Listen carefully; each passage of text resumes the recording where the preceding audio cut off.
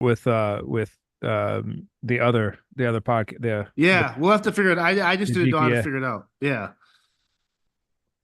So All this is just right. going to be exclusive, Full nudity. full nudity. Um. Okay, it should go live now. Let's see. Are you recording this too? Yeah. He usually let. Oh, look at that. Look at that. Did it pop up? Interesting. Hey. Oh, hey. Oh, what's up? Okay, so we're live. Oh shit, look at this. Awesome. So I need to share this link to Yeah, share about the link. 300 people right now that are, oh, here they come. All right. Share the link. It's been so hot in Massachusetts. Like, I want to just, like, I had yeah, yeah. Go ahead. You want to what now? I don't, I want to, like, I get why people get upset now when it's hot. Like, imagine working a 9 to 5 in a stuffy office. It's 93 degrees out. People are pissed off. You get a sick kid. I'm the I, only person that I know who actually I think I just love the heat, man. I had this conversation with the guy that the farrier that does the horses' shoes up at the barn. He was right. talking about the heat, and I was like, man, I can't get enough of it. Like I want to move 12 hours south of here so it's this hot all the time. Ugh. I had a brutal run this morning, actually. Like brutal. Uh uh it was probably it's just the humidity, man. The temperature wasn't bad, but like I had no oxygen transfer at all. It was like I was breathing lasagna. It was just like there's not a lot of oxygen in lasagna. I don't know if you know that or not. It was like the buffet line at like Pizza Hut back in the early 90s where it's just steaming. Yeah, but you also, when we, like, in the hotel room, you don't use AC, right? Oh yeah, when I'm sleeping, I gotta have AC, man. Okay. It's gotta be brutally cold when I sleep. It's gotta be like winter. Now there is a line. Like sometimes Barry keeps, Barry keeps the bunk area like an ice box, Yeah, and subterranean. yeah, like permafrost, like I'm like a mammoth tusk in the permafrost. Like that's a little too cold for me. It's a little too cold for me. But you know, but there's a line there between, you know, uh I like 68, 69 degrees. That's pretty usually pretty good. 67, but you get any lower than that, then it starts getting miserable. When your nose is cold, you know what I mean? Like when it's so cold that like, you know, you like Europe bus, like where it's Yeah, no, see, I love the cold. I could be, give me winter year round. I mean, I like this. Here's the thing. I love the sun. Love being outside. This weekend, I was up in New York with our family for my grandmother's and uncle's birthdays, and we spent all day, my cousin and I, just playing cornhole, walking, fishing, like all the stuff we do outside. And it was like, it felt awesome. yeah. But any other time when I'm not outside doing something like that, I cannot be in the, I hate the heat. Hate it. Oh, dude, I love it.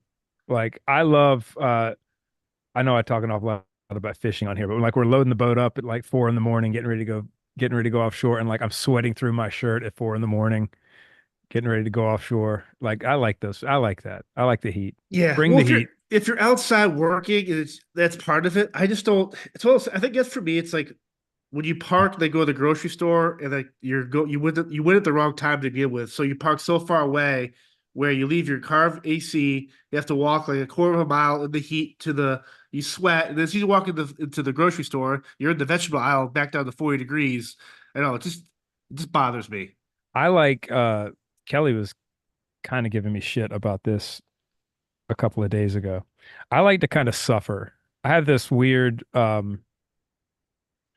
it's not a like I feel like I have to suffer for anything I do. Like there's something about like the extra suffering, like making myself do the things I don't want to do and experience the discomfort that I don't want to experience that I find valuable somehow. I can't figure out how yet. I mean, I guess it's valuable if you get into a situation, but uh, like I just like this morning, I probably should not have gone for a run when I walked outside. And well, actually, when down here, I don't know if it's like this where you are, but Like this morning, I looked out of the window and all the windows were had not just Condensation. yeah, condensation. Thank you. That's the word.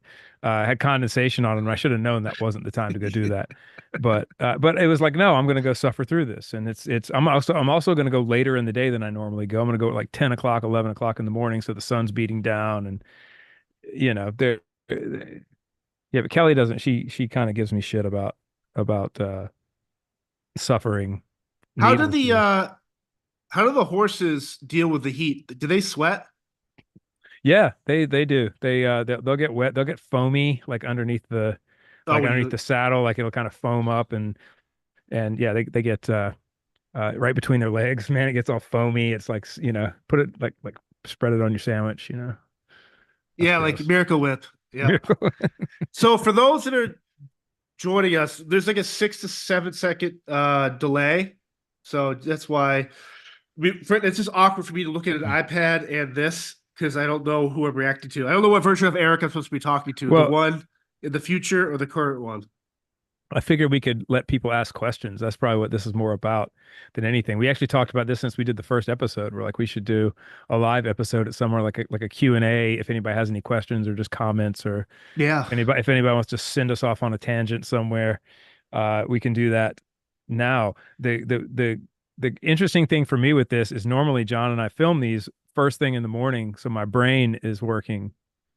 And now Brent just left. We've been writing songs all day and we wrote a pretty good song today, actually. I'm excited about it. Maybe it'll be on a future record. It seems like a really good song. Uh, but my brain's a little frazzled, so this should be interesting. I uh I got into it, not into it with someone on Twitter or X, but I put out a thing saying, hey, what's the point of critics if the artist behind whatever they're doing is happy with their work and their fans or whatever support them no matter what they put out, then what's the purpose of a critic? And obviously a lot of self-published authors, unknown authors, and then some ones that have New York Times bestselling lists are commenting and going like, no, it's like the idea of like what the purpose of a critic really is. Does it so I guess the question for you, Eric, if you hear a band or see an article or a review of a band or a movie or a TV show or whatever it is, and you're like, how often do you trust the review person before your own gut? Like if you saw somebody said this band sucks, are you more apt to just skip over that band or give it your own let you hear it for the first time and see how you decide it? I Like think you have to go ahead. Sorry. who are critics serving? The people that pay them to Yeah. be critics? Um, I think you have to choose your critic that you pay attention to in the same critical way that you pick what you like, like I have critics that I listen to because for the most part we think alike and we have the same tastes. I listen to critics a lot when it comes to movies and TV shows and stuff like that, which isn't fair. um I've never had a critic keep me from watching something I wanted to watch, or listen to something I wanted to listen to. um But I think a critic is like a barometer. Like if you take all of the if you took the sum of now this is assuming that you don't have something like what you get on Rotten Tomatoes sometimes where the critics are like Yeah, they have an agenda, yeah, so they have an agenda driven thing. But if you because you look at some of this Rotten Tomatoes, like the critic scores are 100 and the public scores are like 13% or something, yeah, at that point you kind of know something's off. um but if if you can kind of take the sum total of all of the critics' opinions, and it's kind of like a barometer for perhaps what is, I won't say what's good and bad, but what's landing with people, is right. this thing landing with people? And another thing, something that happens with critics that is, um they're of their time, as well. So like, uh uh I mean, you Siskel and Ebert. look back at Siskel and Ebert's, or some of the reviews of Star Wars, the original Star Wars film when it first came out. They're like, technological marvel, but the dialogue is shit, which is true. But it doesn't keep it from becoming what it ultimately becomes if it lands with the people, with the populace. That's why you get so many records that we're talking about artists last week that painters who perhaps when they were alive weren't as revered as they are when they're past. And um I was watching uh an interview with, I think it's Casper Van Dien, the guy from that was in Starship Troopers. Starship Troopers, yeah. And he was talking about how when that movie came out, it was panned by critics, and it took it a second to become a cult classic. I mean, look at something like The Room, Oh, with Ken Sinkler. yeah, Tommy Wiseau, right? And Kent Sinkler, our head of merch, is he turned me on to this movie called The Room. I don't know if anybody's ever seen it or not. It's considered maybe the worst movie ever made, and it's really, really bad, but it's so bad that it's intriguing and good, and it's become this cult classic. And this guy who made the worst movie of all time, they actually made a movie about him called The Disaster Artist, Yes. about making that movie. Um, it's so awful that it's good, that it's intriguing.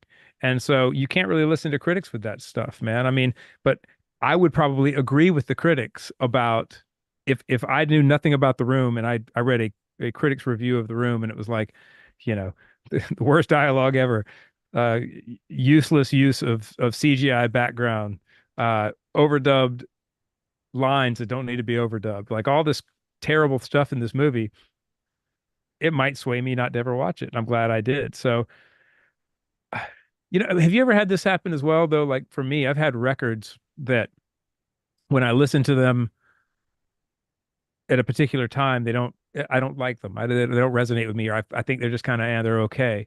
And then a year later or a year and a half later, I'll listen to it for some reason. And all of a sudden it just like, it becomes my favorite thing. Yeah. And it's a moment thing too. That's what, again, so we're talking about trusting critics. I don't really know if you can. Is that what we're talking about? Trusting them, Yeah. Well, it's just, what yeah. do they matter? I guess is what you were saying. Yeah. Like, do you trust how often do you hear a critic and be like, oh, or like even like in sports, when you have like people in the beginning, like ESPN, like before the season starts or halfway, well, this team sucks or he's not going to do anything. And all of a sudden this player starts playing amazing or the team picks up starts doing their thing. And it's just like, critics never apologize for critiquing art the wrong way. Well, critics have a hard, That's my critics have gripe. critics. So this is something we find in the music business a lot, is the people who are supposed to be sensitive, the artist, the musicians, we're supposed to be, and we are sensitive, most of us, but we have to develop this really thick skin to deal with the business we're in. But the people who never have to develop a thick skin are the critics or the business people. They're business people. They don't have to so they are notoriously thin-skinned. And a critic is going to be probably pretty thin-skinned. They're going to have a hard time admitting they're wrong. They're going to have a hard time backpedaling on something. Some of them don't, but I've seen a lot of critics who, when they criticize something, perhaps I'll watch it or listen to it, and a bunch of other people do too, and we disagree with them. They will just hold the line on that thing, even though you can kind of tell that they're in it too deep and they just have to hang on to it. Yeah. Um, man, it's just like, look, it's almost like with anything else, man. It's just get outside opinions, get a bunch of opinions. That's what I normally, you know, that's what I'll normally do. I mean, there are some things that I have, again, I have critics that I trust and I'll watch reviews on things.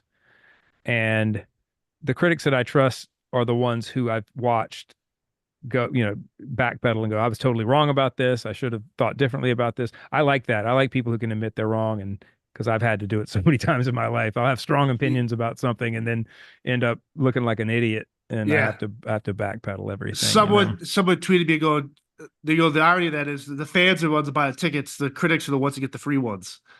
And so it was like, it's kind of, yeah, I don't know. I was just like But perturbed by like the perception of like who who wakes up and is like, I'm gonna critique. Like, how do you critique art? Like, I just don't understand the idea of someone that had the audacity to look at Salvador Dali or Rembrandt or Andy Warhol or whoever and just be like, I don't get it's not good art. It's not art. Like, I know we've talked about the yep, subjectivity of art, but it even still, I saw something the other day where it's like this artist will tie two people together.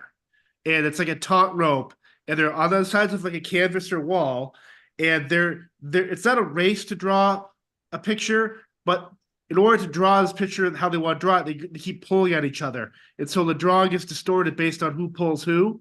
Ah, And people interesting. were like, So they're two artists tied up two on either artists side. and Okay. someone basically they're pulling at each other based on how they're drawing this same image. And I thought it was kind of cool, but I also was like, this is at what point does this not become art? Or what, like, it just, I don't know. Then I went down this whole thing with the critics and all this stuff. I don't know. It just, the whole thing Well, just like, well, we've talked about this before. Art is expression. That's, people try to like tie up art in realism or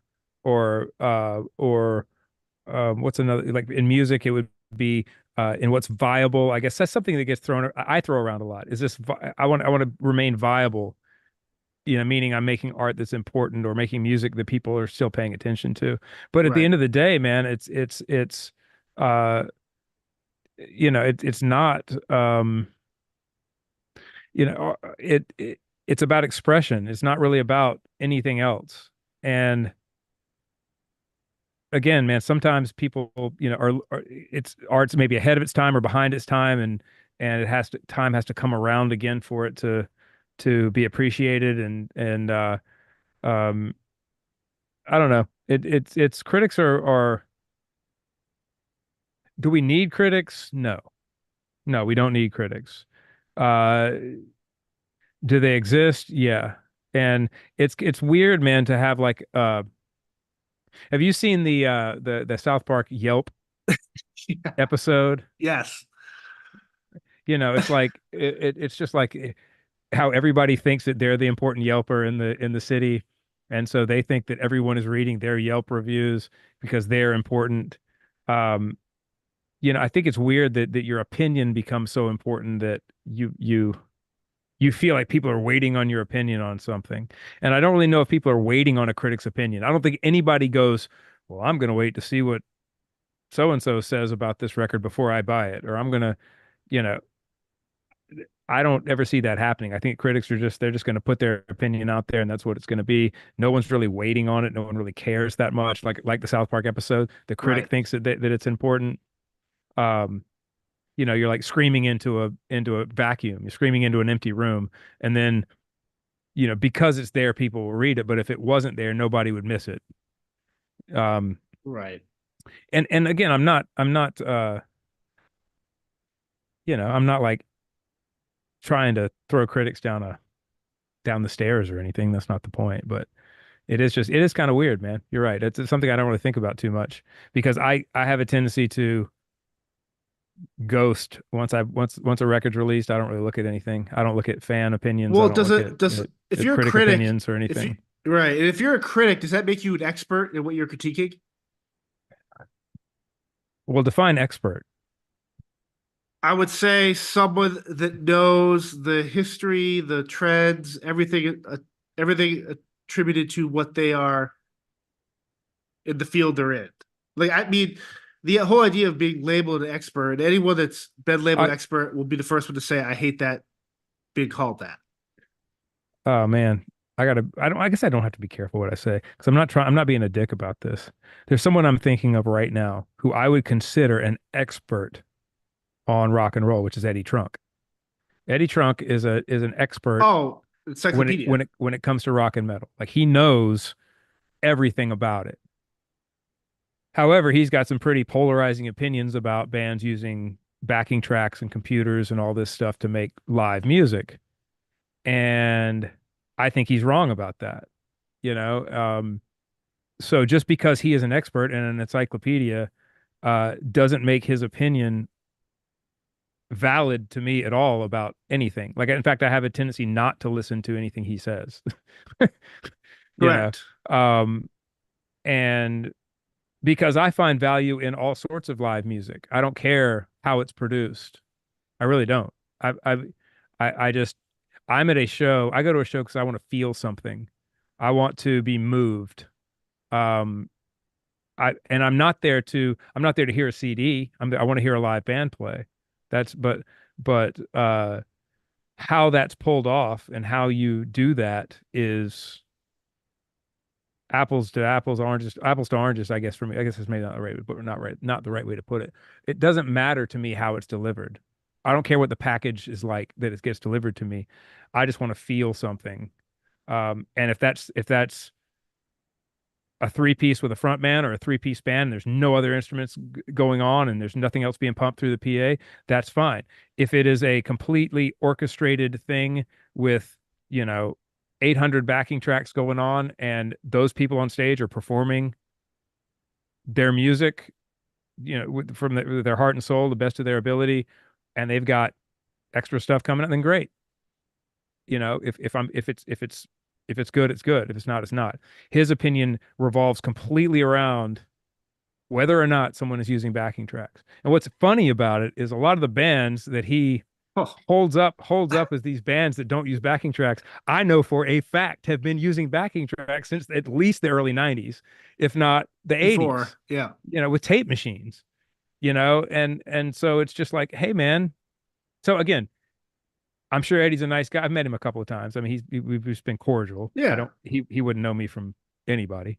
He's an encyclopedia. He's an expert on rock music and metal music. You would consider him the history of and everything else. yeah, But I don't care about his opinion because it doesn't apply to me. Now, if his opinion, if in his small corner, very, very small corner of the music world, the people who actually like live and die and really give a shit about whether or not bands are using extra guitar tracks or extra keyboard tracks or whatever, extra string tracks going on, then that small corner of the universe probably cares about his opinion, you know? Um, so I don't think that he's not him being an expert does not make him a valuable critic for me because I just don't care. I don't care about it. Uh, it doesn't make me you know, dude, I think about the some of the pop shows that we've recently done and some of the pop artists that I know are running, they're obviously running they have backing to, tracks, right, right? But that didn't take anything away from the performance or the spectacle or how cool it was. We're in right, the entertainment business, remember? You know, um, you're there to be entertaining. You're there to make people feel something. If right, you're not doing that, you're doing it wrong. Whatever it takes to make people feel something, to make people feel an emotion, that's whatever that takes is sky's the limit as far as I'm concerned. right. But then You how know, many bands have someone like you that can play three different instruments during one song? I mean, well I mean, that well that's fine, but hey, but I'll say this: we're still running keyboard tracks and we're still running a couple extra guitar tracks, and because hey man, there are only three of us and Brent, correct. you know, and You're not going to so bring in a choir in a freaking no, orchestra pit, I'm not gonna I'm not gonna pay 40 musicians to be out on tour. You know, does that mean that our shows are any less valuable? No, it doesn't mean that. And so again, man, the Eddie Trunk opinion, expert to your point, asking about if does a critic need to be an expert? No, I guess not, but it doesn't matter if you are or not, because your opinion is only going to be valuable to certain people. So, right? do you see, are there any questions there? I'm Yeah, not, yeah, we've got. What was the worst movie you've ever seen from J Max 11? oh man. Worst slash disappointing movie.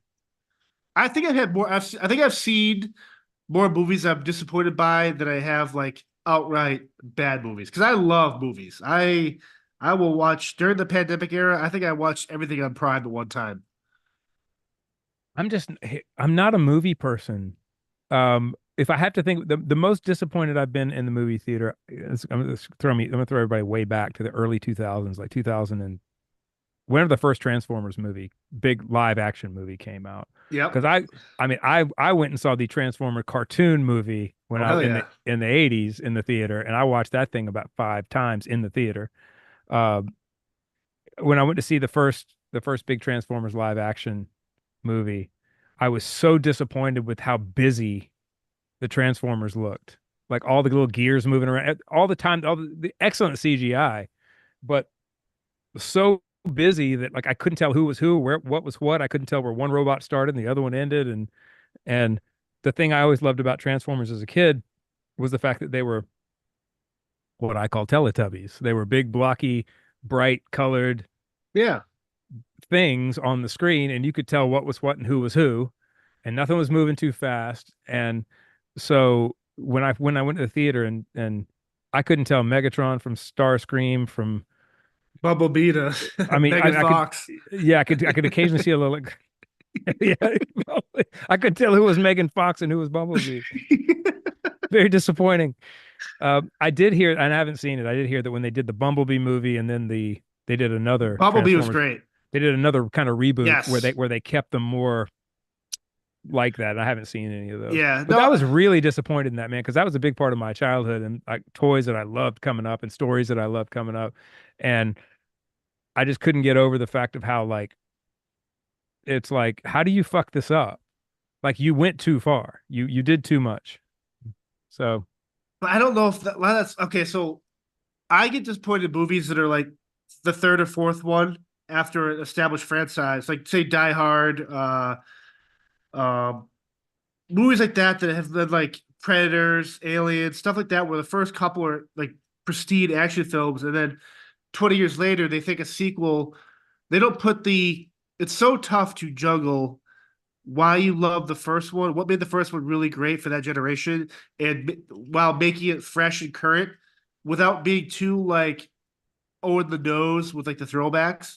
And the reason I say yeah, that, the new Beverly Hills Cop on Netflix, Axel Foley's amazing. The fourth one, most of the original cast is back, and the writing was so good that it didn't. It felt like you were back at Beverly Hills. Like those guys never left when the last movie ended in the third one, oh yeah, and all the characters. It wasn't too forced. Yes, there were some throwbacks and stuff like that, but I don't know if it was just Eddie Murphy being such a magnetic like presence on the screen. But like those were the first times I saw a sequel of an original. It's a classic where I felt like this actually feels good. Same with Bad Boys, the recent one that just came out, the fourth one.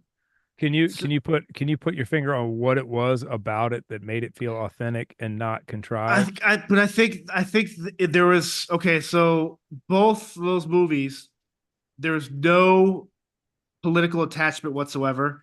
It didn't Right, make you feel that you were super conservative or left leaning or woke. Like none of that happened in these last movies I saw with the original cast people. They right. look like they're having fun, but you also I don't know. As soon as you heard like the Axel Foley theme, Yep. they kind of redid it with the same people involved, but it felt fresh. But like as soon as you heard that synthesizer do its thing, you're kind of like it just felt like you were home. And I love those first two movies. Like some of the reasons why I wanted to be in law enforcement. I just love the idea of like that quick thinking, wisecracking. Oh fuck, here it comes. We're gonna get out of this some way, one way or another. And it just Yeah. felt so good to see those guys back on screen again. Hmm. Yeah, man. It's you're right about I, to that point. I was thinking recently about how like we see people wanting to reboot things now, Yes. like as we're older, and we're like, don't do that. You can't reboot it, Don't touch whatever. it. But I also think about like, okay, how many things that I didn't know I've started to find out recently, whether they're songs that were remade or movies that were remade that I didn't know were remakes of movies that I love, that I'm fine with the fact that they made a remake of it because I didn't know that the first one existed anyway. Ocean's 11 is one, right? Ocean's 11 is Oh, one of my favorite movies. But there was an Ocean's 11 with Frank Sinatra and Dean Martin Sammy Davis and Jr. And yeah, Sammy it was Davis Jr. awesome. With the Rat Pack, but I never knew that, right? Until after the fact. And Battlestar Galactica is another one, right? I knew about like I remember the TV show, the original in the early 80s, late 70s, early 80s, but I never really watched it. So all these people, I came to understand that when they were doing the 2003 reboot of Battlestar Galactica, that they were making Starbuck a woman and they were, kind of reforming the story, and the original fans were freaking out about it. But for me, like that 2003 Battlestar is like, it's some of the best script writing, storytelling, Oh, for some of sure. the best TV I've ever seen. And I don't care about that, right? I wasn't hanging on to the fact that they were, that they were gender swapping Starbuck and doing all this stuff. In fact, uh, uh what's the actor's name that played Starbuck in the original? Dirk. Is it Dirk somebody? Uh Let's see here. the original Starbuck, Starbuck. not Katie Sackhoff, but Katie Sackhoff played Starbuck, that he actually had an issue with her playing Starbuck and he was making this big deal about it. And she actually extended this olive branch and like she met him. This is funny. There's a famous picture of of the two of them sitting in a Starbucks. So it was like Dirk Starbucks and Benedict. Dirk Benedict. Dirk Benedict. Yeah. Yep. It's Dirk Benedict, Katie Sackhoff in a Starbucks. So Starbuck and a Starbucks. And like she made this whole thing, she set this thing up, I believe, to where they met in a Starbucks and took this picture kind of, but it's so easy to be salty about a remake. And now they're talking about rebooting. There's talk about rebooting Battlestar again. And I'm like, don't do it. Now I'm freaking out about it. Whereas the next generation will see it maybe and be like, this is awesome. What are you worried about? Um, it's easy to get caught up in those things. Um, Right. Well, but how often do people like? I mean, obviously the small majority, but like, man, you gotta do Sound of Madness again. You gotta go back to the old days. oh, there's so many people, man. It's like Why can't you all just? Why can't? What happened after Leave a Whisper? What happened after Us and Them? Why can't you guys make Sound of Madness again? And it's like, because we did that already. I mean, we're just not that band. There are a lot of bands that have a sound and that's just all they do. And they have you know, um, I've had to work with bands like that in writing or in producing where I'm always wanting to extend things and try different things. I'm thinking of a band right now that I spoke with a year and a half ago about possibly producing some stuff for them, a band that everyone would know. And I started talking about like what I would do with it and how I would make it more stripped down and raw and all this stuff. And it like freaked them out because they want to, they have a sound. We have to keep our sound. Well, your sound is whoever is whatever you do. It's like, so with Shinedown, it's like we've taken things before that on paper wouldn't sound like a Shinedown song or just in its raw form. And you make it a Shinedown song. You turn it into Shinedown because of the people that are playing on it and the voice that's on it, and you make it yours. And I'm not criticizing bands that have a sound. I mean, there are bands that like what the record's going to sound like before you buy it. You ACDC, Iron absolutely know Maiden. what it's going to be before you do it. Um, but I just feel like that's sort of a man that can get. I don't know. I think I would get really creatively bored with that. And I mean, look, we have Shinedown songs that could be on any Shinedown record. That's not the point. Like, but production wise, we don't really ever try to do the same production. I'm already working on the next record and trying to do some different things with that and extend myself and extend the band um but yeah, man, it's there's nothing wrong with that. There's nothing wrong with you know doing what you do. It's just I just think I would be bored with that. Yeah. Uh, John Davis asked, "What are your thoughts on fans that have their phones out during the show?" Not a fan, but I'm old, so um I'm just not a fan of it. I don't like for a couple of different reasons. Because all of your worst performances are forever on the internet. It doesn't matter like how many great performances you give, that one moment that you fall on your face or that you sing a wrong note or It's on the guitar TikTok. flies off, it's Yeah, going to be online. And it's like how many piss poor Led Zeppelin shows were there that no one ever recorded and knows about? It's like, probably a lot. yeah. Well, I don't know, but it's just all your worst moments end up on the internet. That's one of them. And that sucks as a performer. It makes you self-conscious. It makes you know, think about that shit. You're thinking about the foreverness of every single performance. It's like it used to be that the only performances you thought about being forever were if you're in the studio and you're laying down a performance. There's a thing called red light syndrome that a lot of musicians get. They call it red light syndrome because the red light comes on when you hit the record button.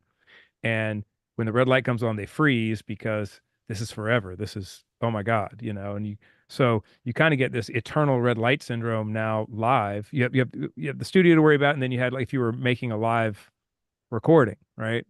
For a DVD or something, you wanted that performance to be great.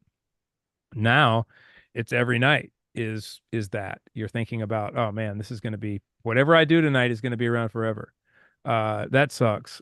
Um, and then people just not experiencing something in the moment, man. Like it's really disheartening to look out and see a sea of cell phones up when it's like, and people watching the show through their screens. That's the thing. You've got this Yeah. show, lot this ginormous show, show that we spent a lot of money on that you could just experience and make a memory of. But you're going to record it through this phone and it's going to make a shitty recording of it. And you're watching the show on your screen instead of watching the show happen. And like, and who goes like we're obviously the last couple weekends with fireworks and stuff. Like I remember, and I admit, like when I was younger, oh, I'll take pictures of all the fireworks and videos. The it last couple never of years, it never looks good. who the fuck is gonna rewatch old fireworks videos? If I want to see a fireworks show, I'm gonna go on YouTube and look at the ones they do in Japan or China. They're professionally done, and that's a fireworks show. Yeah. Me on my Verizon chocolate back in 2005, you are not gonna get the footage you think you're getting with this. Yeah. It's no, I will say this, man. I'm notorious, especially with my mother and my sisters around family stuff. I'm always like, I say this constantly. I was like, we're never going to watch this. You're never going to watch this video. Why are you taking a picture of this birthday? You're never going to watch this. Interestingly enough, man, when we were closing up my grandmother's house, the last night, the last night before the closing happened, uh, my sisters wanted to get everybody over there to spend the night. And we everybody had air mattresses and everything set up. It was sweet, man. Yeah. Because like one last night in the house, you know, and we watched videos and we were watching birthday videos from the late 90s, early 2000s of me and my sisters and my family. And a lot of my dad's, of course, we've talked about his past and my aunt's past and my grandmother's past and a lot of other people that aren't around anymore in these videos, my great grandmother. And I'm on that video at a birthday and I go, y'all are never going to watch this. I'm saying that on the video and being so glad in that moment that someone recorded it, you know? Like I was kind of having to eat my own words in real time because I was sitting there watching and you know uh having being able to watch my dad and everybody on that video, my aunt and my whole Yep. family. It was really nice. Yet here I am in that moment back in the 90s or whatever saying you're never going to watch this and fast forward 30 years or whatever it is Yeah. I'm watching it and really glad that exists, you know. So This I don't know. past, yeah. But when it comes to a show, man, it's just like shows are made to be we're up there for you to experience in real time. Um, you know, when I was a kid, when I was 15 years old, I went and saw, I think I was 15. I saw Pantera and Skid Row, and Hell yeah. I snuck a tape player in and recorded the show, like a bootleg of the show. I was so proud of recording this show and listen back to it the next day, and it sounded like absolute dog shit, you know? And it's like, I don't even know what happened to that tape, but I'm so glad that like I'm glad I didn't have cell phones and stuff like that when I was younger to go to shows. I like the memory of seeing those shows. I don't remember details, but I remember emotions. You know, it's almost like meeting somebody to say someone Yeah. they remember how you made them feel, not what you said, but how you made them feel. It's like that, man. It's like again back to shows are there to evoke an emotion. I remember the emotion of all the shows that I ever went to. I don't remember the details, but some details, but not a lot. But I think that's so much better than going back and trying to relive something that you could have just experienced the first time if you'd put your phone down for half a second. Right.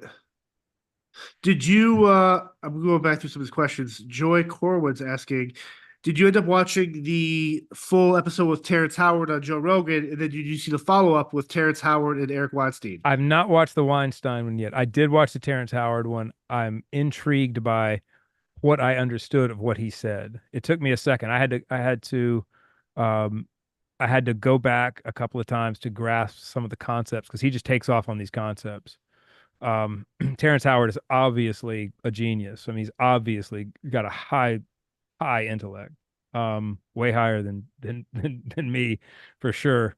So it was taking me a second to kind of go back and rewatch what he was saying and grasping what he was trying to talk about with the space between the bubbles and but it's really interesting. The flower of life and the structures that are built in or built therein is really an interesting thing. Right. And um, then his mechanisms that he built, the what does he call them? The I don't. pieces that I know he has a Yeah, name the for them. yeah, it was like that dodecahedron thing, right? Yeah. He has a name for it, and I can't remember what Uh it is. Somebody might know. yeah. They can put it in here. Um, the linchpin. That's what it is. He called it linchpin. That's really cool, man. That the I can't I would be, and I haven't watched the Weinstein episode. I like Eric Weinstein a lot. I think sometimes Weinstein can seem like he's um I don't Holier know, than maybe a thou. little too negative about things, or some people say that Weinstein talks a lot and never says anything. I don't think that's the case, but I think that he's an important thinker. So I'm interested to see what he thinks about Terrence Howard's stuff. I'm sure he's going to have, as a mathematician and physicist, and um, he's going to have contrary opinions. I'm pretty sure, but Yeah, well, I it but was interesting him disagreeing on a lot, but also agreeing on some of the ideas that he was bringing forth. well, and the reason so, and again, I haven't seen it, but one thing that Weinstein is always putting across is, where's all the new thinking? Where's all the new thinking? Physics has stalled out. We need new thinkers. We need people that can extend themselves. And that seems to be what Terrence Howard is doing, is extend, at least he's extending himself and trying to think outside of known physics, and trying because we're starting to find out, man, that that what that I don't think we have it all figured out. I mean, we've had to invent, because nobody knows that we've had to invent dark matter. We've had to invent dark energy, neither of which we have proof of. We've had to invent those things because there's something missing that we can't figure out. If you use Einstein's equations, if you don't insert something made up like dark energy or dark matter to fill in these certain spaces that we can't account for, then it doesn't work. My, I would think that that means that the equations are probably off. If you're having to invent something that you can't see, taste, smell, see, nothing. It's just like there's dark matter out there that we can't see, that is causing these gravitational things to happen. Well, Right. I don't know. I just feel like uh uh we're missing something. Like and so that being said, I think we're starting to realize we need to possibly start thinking outside of Einstein's equations or around them, or maybe going they're wrong. I mean, Right. that's something interesting. The gentleman who ran Skunkworks on his deathbed, and I forget his name. Was it Bell? Maybe was his last name. Uh, he said that, anything anything in sci-fi that you've seen or thought about, we've either done or tried or have. And he said we found out that Einstein's equations are wrong.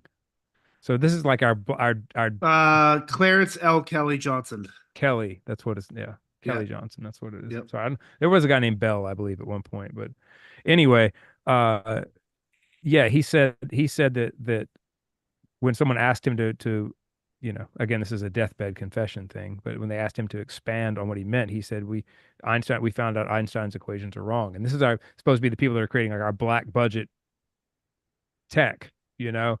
So, um, something else that Weinstein has put forward that I find extremely interesting, because he's talking about how we're all, we stopped doing physics after in the 40s. Like as soon as the atom bomb happened, we kind of stopped doing physics. We started doing theoretical things and putting forth theoretical concepts like string theory and quantum theory, and quantum, it's turned out to have some, of course, some valid, you know, has turned out to be valid. I won't say completely valid, but somewhat valid, right? Yep. Um, but as far as doing physics goes, we stopped. He goes, unless the government took all those physicists, went off somewhere, and they're doing physics that we don't even know about somewhere, and that there's other physics going on that the public doesn't know about and that academia doesn't know about. That's, you know antimatter type stuff, and anti-gravity, and cloaking, and all of these. these things that we see, people start talking about UAPs and UFOs doing, that perhaps there's this other tech going on behind the scenes that we have no idea about, and that's where all the physicists went, and that's where all the physics is being done.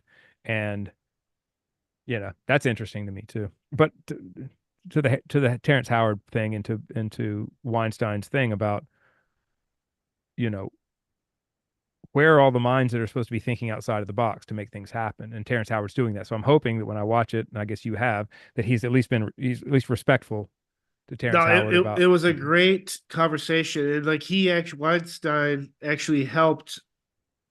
They basically rewatched the video that Neil deGrasse put out in rebuttal, where Eric wasn't outright blowing up Neil. He get what he was coming from, but he also said he's also. Then he started talking to Terrence about how he dealt with people like deGrasse telling him his science was stupid and how to deal with like the criticism of what they talk about. It was actually really like very much like a big brother type thing. Eric and Terrence saying, "Man, the fact you even had the courage to come out here and talk about this as Terrence Howard, a Academy Award-winning actor, and you just talk about this, you're doing more for science than Neil deGrasse Tyson is." Yeah. So, Yeah, which because Weinstein has some theories that everyone has just sort of thrown out as well, which are pretty, if you get into them. I believe he made a website, and it's based around the Rogan thing, but it's either uh pullthatupjamie.com or jamiepullthatup.com, yeah, and it's all of his it explains his theory of everything that he's put out there. Um and all you have to do also is listen to uh Weinstein talk about gauge theory for you know 5 seconds to know that we're all too stupid to understand what he's talking about. But no, um what's the other? I'm trying to think. What's the other topic we always talk about? Oh, so the pre-flood civilization with Graham Hancock.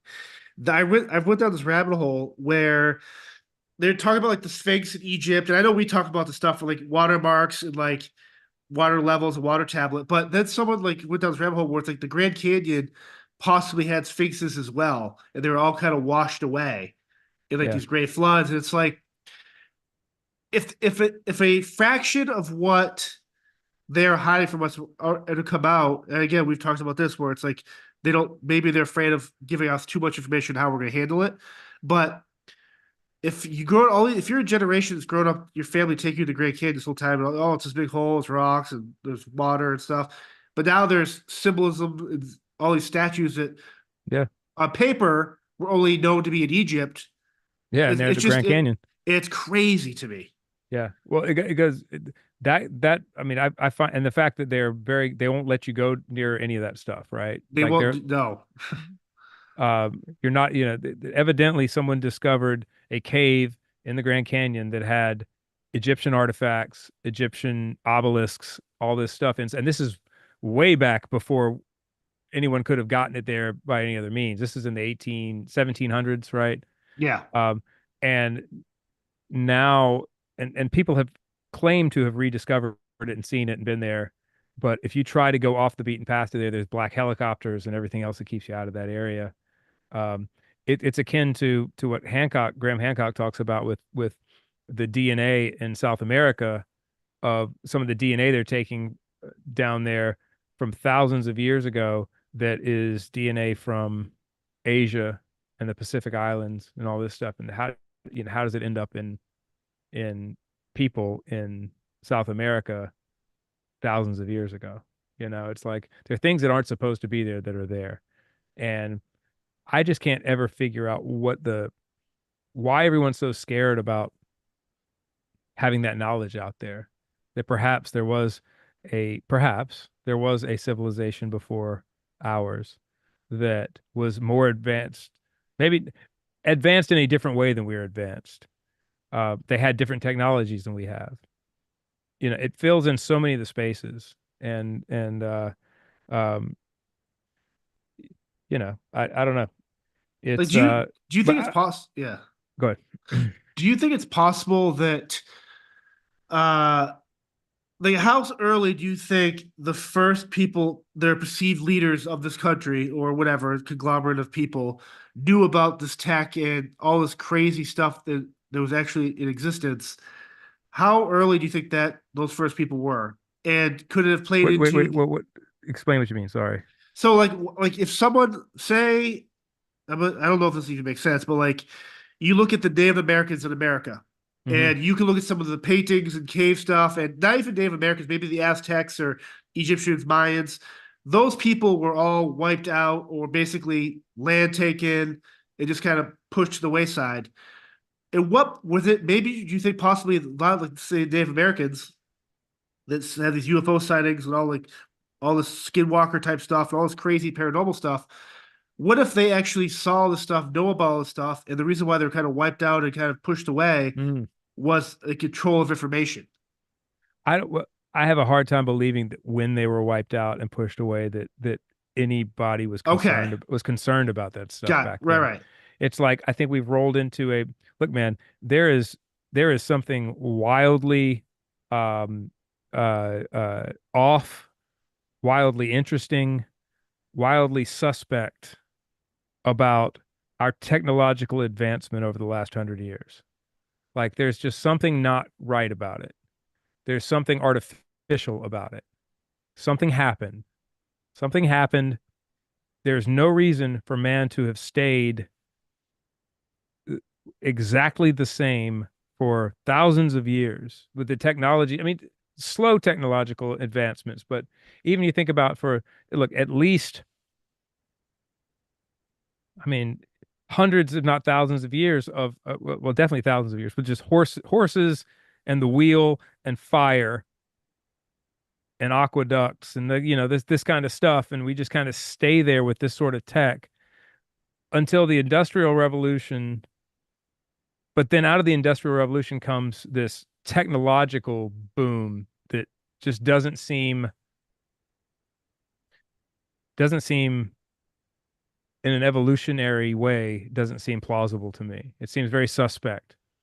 And I think that when that whatever information we got, whatever technology we reverse engineered, whatever was given to us or we were able to find that we didn't know existed before to help move us along, when that happened, then all these secrets became a big deal, because then it's a race for the information. And look, man, there might be something to it that's tied to ancient Egypt, right? You're talking about the stuff at the Grand Canyon. Why wouldn't they want us to know that that was there? Why don't they want us to know about the possibility of other things? Um, it's very interesting, because look, when the Native Americans were killed and the Aztecs and all that. So for land and to conquer land basically right. and because the Aztecs and Mayans had gold too. I mean that was a big Correct. deal. Um, that's why that stuff happened. There was no reason for anybody to care. They didn't care about those Gotcha. types of secret. I mean, look, maybe, but I just that doesn't seem plausible to me. It Right, does seem plausible that once, you know, I'm speaking completely hypothetically right now, but hypothetically, we did find in an archaeological dig or something, some sort of craft, some sort of, or or crash site of something, and all of a sudden there are these technologies that we can start digging into, or they're given to us, or we're told about. Is there some kind of I'm going way deep. Is there some kind of deal between uh, other forces and our governments to is there a deal that's been made, and that part of that deal is no one can know about any of this, and so they are diligently and frantically keeping secrets. That makes more sense to me. right, It's a far-flung thing to think about, um, until it's not, I guess. But right. Yeah, it's funny. I The don't other know. one of Hey, the I saw somebody in here, by the way, and I don't know who it was. But someone in here said I was talking about the dark matter, and someone said that it is absolutely there, or someone said that dark matter exists and that we know it exists. Can they inform me of how that is? Because I don't think we've ever captured any dark matter. Like it's never been like no one has any dark matter. We can't find it. We don't know where it is. So how do we know, other than mathematically using the equations, that it has to be there? But that's proving my point that the we're basing the mathematics off of theories or off of math that could be wrong, and that's why we're having to create the dark matter to be there when we can't find it, to make the equations make sense. That's my Right. point. So I'm curious if like this person knows something I don't know, or not that I would know. I'm an idiot, but maybe they know of someone that they have we found it, have we captured it, have we, or is it And just like no, it's there because the equations say it's there, but that's my point is that the equations are flawed and that's why we think it's there. is there like a how do is it if you had to redo like schooling for kids, like the idea behind science, and like so when we went visit CERN and they're dealing with the anti-gravity, Yeah, antimatter right. and stuff like that, all these tests, we see them a couple years later, in Vegas 2 years ago and whatever, and Mhm. the test is finished. You would think it was so profound for the people working on that type of stuff, but even in failure, if God forbid if it was successful, it would be amazing. But even in failure, it seemed like no one cared, like outside of like the science circles. Well, Now, is that actually a benefit to science where they can kind of do this type of stuff, whether it's good science or bad science, because no one's really watching them? so just to fill people in on if they may not know, we went to CERN, the Hadron Collider in Geneva, Switzerland, um, 2018. 2018, and there was a gentleman there, and there's a building there called the Antimatter Factory, and it's where they're studying antimatter. And this guy had put together this um, a an entire experiment, and he'd been running this experiment for years. And we've been able to capture antimatter, but it's hard to hold on to it. It's very fleeting. Um, and it's also some people think it's. I found this out. I thought it was dangerous because you hear that if matter encounters antimatter, there's a reaction, an explosion. But this is on such a small scale that it's contained. But this gentleman had captured, and I wish I could remember his name. Very nice gentleman, very scientist guy. But his experiment was going to be that since antimatter is the antithesis of matter, does it does gravity have the opposite effect on it? So he was going to capture antimatter and then uh, in a container, and if the antimatter moved up instead of down, that meant that it was also had the gravity had the exact opposite effect on antimatter that it has on matter. Um, and he said, I remember his quote. He said, if it goes up, Nobel Prize. If it goes down, I have to start again. I have to do something else. And we found out when Connie from CERN, who's she's the She basically uh, curates everything for that, she's like the the publicist programs. basically, Yeah, the right? Yeah. publicist, like For yeah, CERN. Yeah. She correct. so she came out to our show in Vegas and she said that the gentleman's the antimatter had gone down. And so he had to start over again. So this guy has been dedicating his life to this experiment and he was hoping for one result, but he got a different one. 20 years, I think, Um right, or something yeah, crazy. it was a long time. And so you're saying is it good that he's doing these he's kind of free from Not being judged and like perceived as well crazy, right? as long as you're staying within the dogma, I guess. Yeah. You watch scientists that like he's staying within the parameters, I guess, and people are leaving him alone, and he failed, unfortunately. He'll start something else. I don't think, hopefully he'll continue to Well, okay, to so I guess the question is, you look, but we but if you step outside of that dogma, talking about Terrence Howard right. or Eric Weinstein, these are two people that have that have stepped outside of the religion of science in the way that it's practiced normally because they have other ideas about things.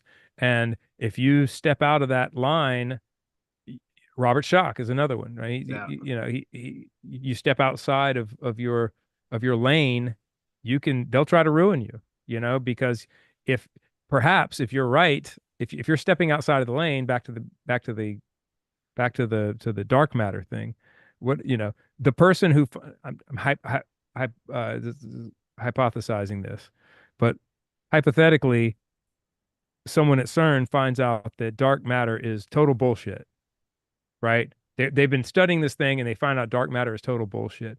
Well, when they step out and they go, hey, I think dark matter's total BS, man. All the other scientists whose careers have depended on dark matter existing Right.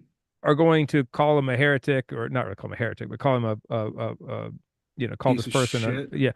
yeah, call him a hack, and but in essence a heretic, and so, it just depends on, yeah, you're left alone as long as you're doing the right experiments, it seems like. And that's sad to me, man. It's a very human, very monkey brain, lizard brain way to be, It's Yeah. like there's no evolution in that. It's just I'm going to club you over the head because you're saying something that you're taking food out of my mouth, so I'm gonna beat you.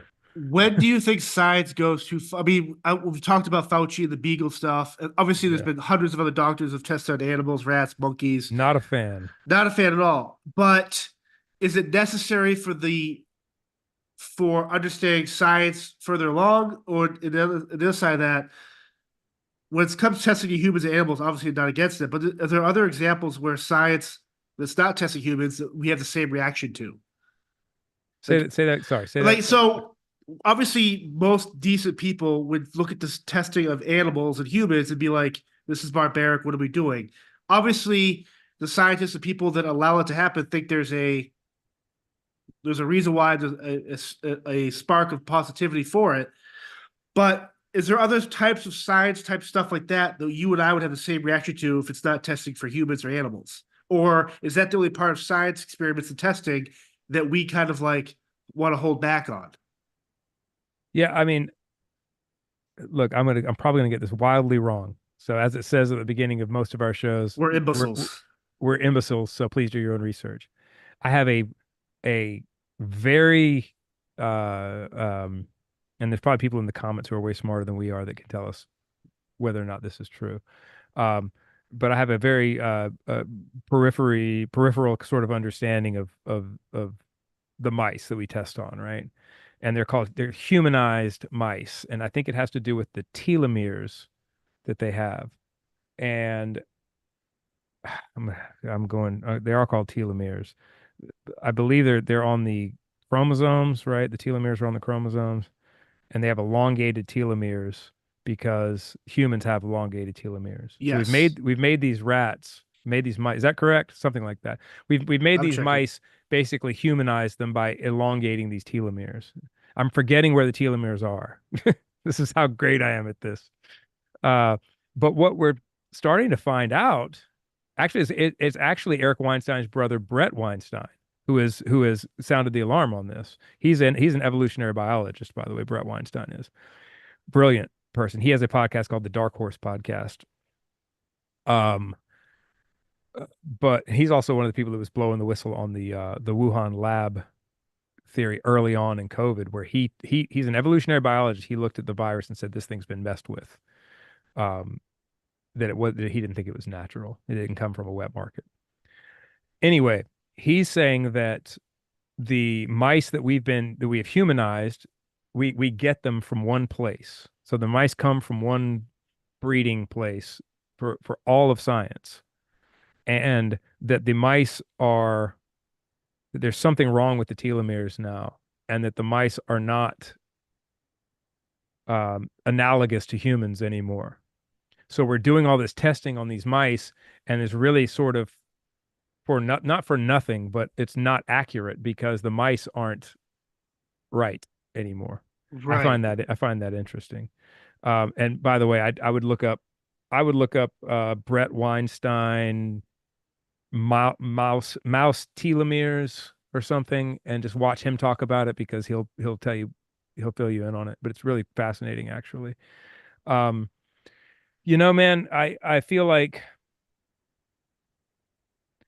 that is such a weird moral thing for me to think about. I mean, if we have a way to test things out that are going to benefit humanity, and we have a way to use mice to test those things in as humane a way as we can, um, you know, then I see the benefit in that. What I don't see the benefit in is testing makeup and Oh yeah. frivolous, you know, BS stuff on animals. you know? Right. It's like something you are, if you have a hint that something's probably caustic and shouldn't be put on a person or on an animal, just don't just stop working with it.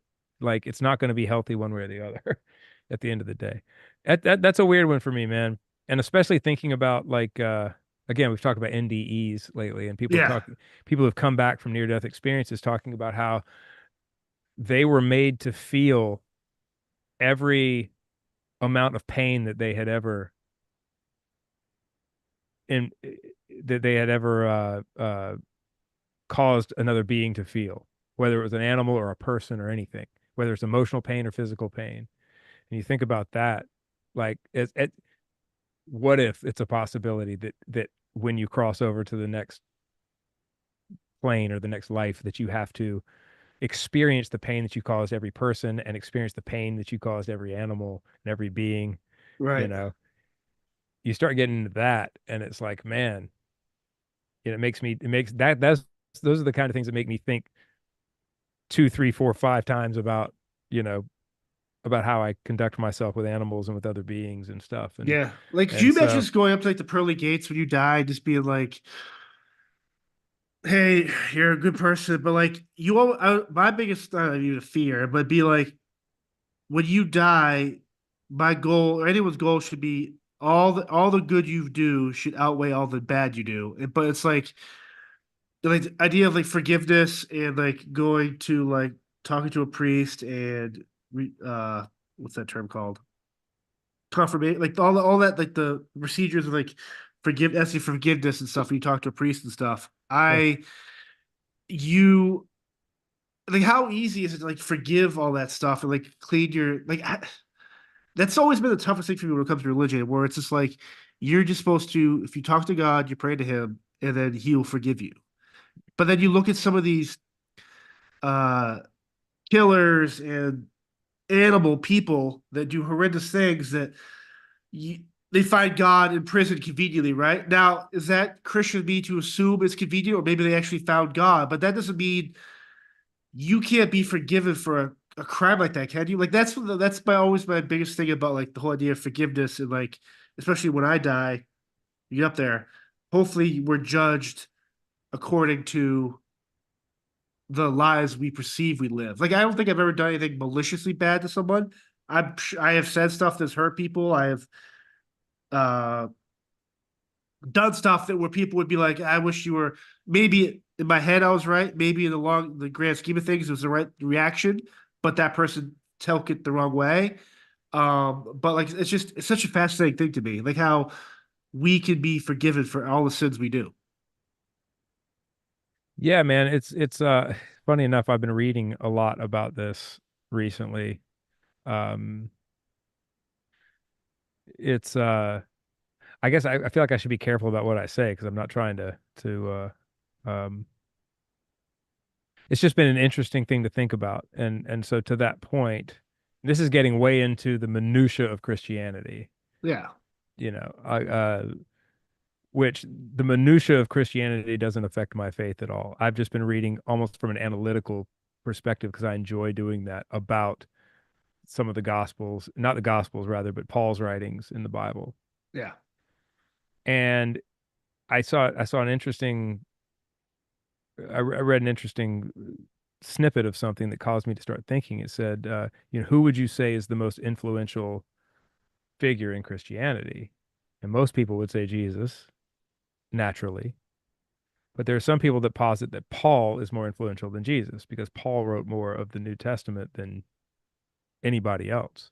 Right. And it was Paul, again, I could be wrong about this. I've been trying to kind of A B things, but it was Paul that sort of brought about this concept of forgiveness of sins, not Jesus. Jesus was all about the kingdom of God. That's what he talked about a lot. He was all about the kingdom of God. And you know, if you believe in me, then you will um then you will sit in the kingdom of God. Yeah, you'll find glory in heaven. Yeah.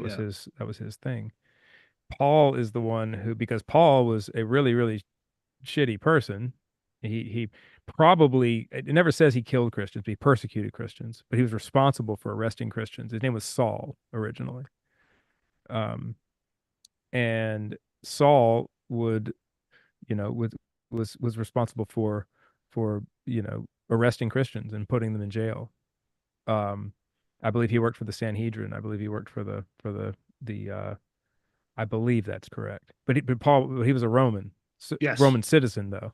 Yes. But somewhere he was going to Damascus to arrest Christians, to persecute Christians when Jesus appeared to him and made him blind and asked why he was persecuting his people. And, you know, Saul repented after that and later changed his name to Paul and went around teaching the Gospels and teaching Christianity all around the world. He took it further than anyone else. He took it out of that one small region. He took it to Greece and to Rome and to to Lower Asia and you know and caused it to extend into Spain and France and all these different places. Um, but because he, and again, I'm working on very little information right now in my brain, but you have to pardon me by giving actual examples. But Paul was the one who brought up this concept of if you accept Jesus and you believe, then your sins will be forgiven. Yeah. And so I find that interesting that like people ask about, is he more influential than Jesus when it comes to that? Um, to your, I don't know why I want to, it's just because I've been reading about it. I think is Yeah. why I went off on that little side note there. I find that interesting. Um, but I think that a foundation of the Christian religion, at least I can speak for that, is justice, some sort of justice. Like if you know, if someone is a really terrible person in this life and they seem like they escape, there's going to be judgment. When you get to heaven, there's going to be judgment for your sins. You'll be sent to hell or whatever. Um, I think that that becomes a unique thing when you have a murderer who's killed someone's family member, right? Yeah. Yeah. And they they become a born again Christian. Therefore, they are absolved of their sins. Um, it's That's interesting because then what is justice, right? Is there justice for that family? Evidently, that I guess the way it seems that family's getting the justice in this life. Like that person is paying for what they did in this life. Um, and then that is between them and God in the next life. Right. It Is just that seemed, yeah, no, it is.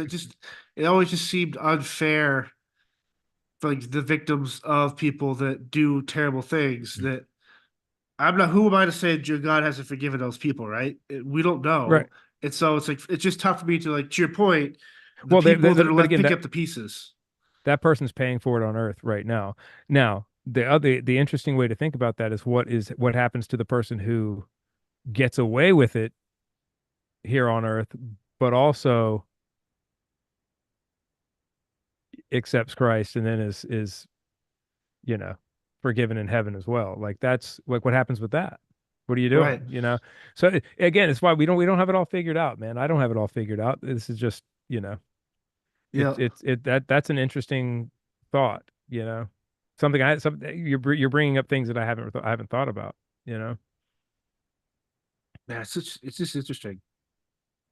All right, let's see. Everyone ask us questions, so I don't have to sit Well, here. one of the questions, I think it was, I don't know, We're you not. can't, This is a live episode. We're not doing very much live stuff. no, I love it. No, the question was, um, yeah, I can't find it, but whoever it was asked a question. I know you can't be specific about this, Eric, but when it comes to your albums, and last week you mentioned like the specific color or like idea, like the visual behind them. At Yeah. what point do you realize you have that color in mind, you guys, for the new albums and stuff?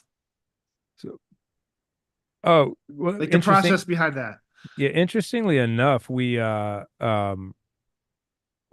actually started talking about the even though we probably have a third of a record written, maybe not even a third, probably a third. of a record written right now, and we're already starting to think about colors, and you know, it's probably too early to start talking about colors and concepts for album artwork, but we did. We actually called Mark Obreski, who's the guy who does all of our artwork stuff, and he takes our ideas and makes them real, and he's a super talented individual.